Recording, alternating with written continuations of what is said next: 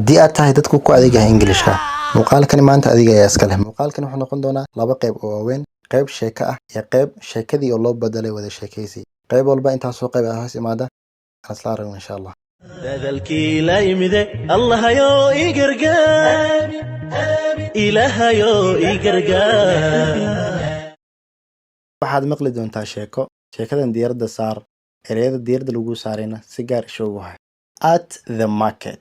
Yesterday, Amina went to the market to buy some fresh fruits. She stopped at a small shop and saw a basket of shiny apples. Amina asked the seller, "How much are these apples?" The seller replied, $3 a kilo. Amina thought it was a little expensive, so she tried to bargain. She said, "Can you make it cheaper?" The seller smiled and said, "Okay, $2.50." Amina was happy with the deal. She bought 2 kilos of apples and a bunch of bananas. Finally, she thanked the seller and went home with a big smile on her face. Yesterday, shalay, Amina waxay aaday to the market suuqa to buy si ay u soo iibsato some fresh fruits khudaar nadiif ah. She stopped at a small shop. Waxay istaagtay dukaan yar ayay ku leexatay and saw a basket of shiny apples.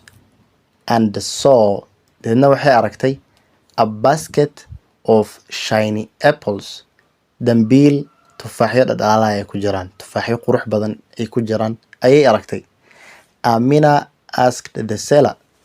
Amina waxay weydiisay midka dukaanka jooga, midka wax iibiyaha. How much are these apples? How much are these apples? Waa imisa tufaaxani? Imisa yihiin? The seller replied. Midkii wax iibinayay wuu jawaabay $3 a kilo. $3 kiiladii. Amina thought it was a little expensive. Amina waxa u muuqatay in tufaaxa uu qaali yahay. So she tried to bargain. Marka waxay isku dayday inay la gorgortanto.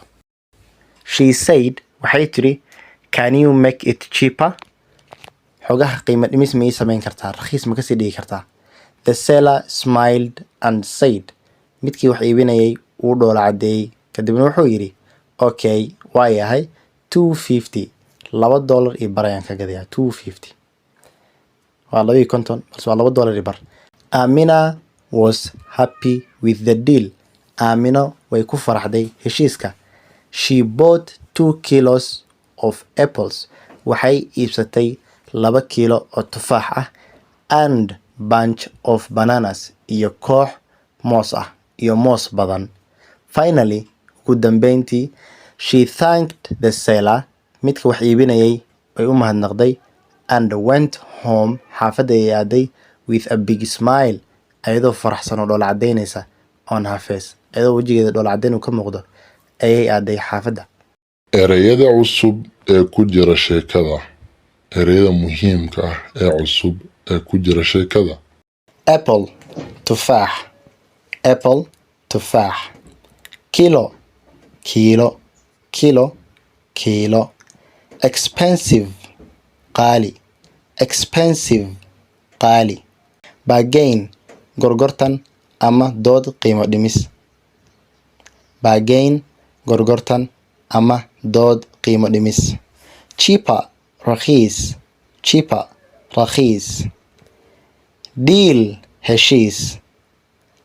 Deal, heshiis. Waa heshiis qiimo. Banana, moos. Banana, moos.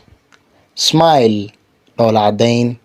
Smile, dhoola cadeyn.